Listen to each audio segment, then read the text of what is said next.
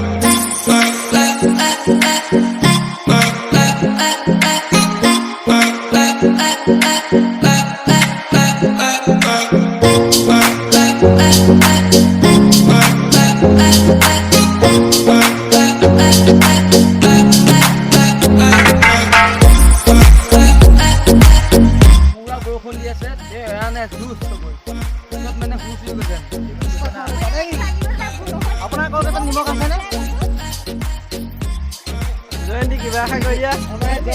জয়ন্ত কুমাৰ দা pant নিপিনাকে লৈ আনিছো, pant পিন্ধিবই নাপালে।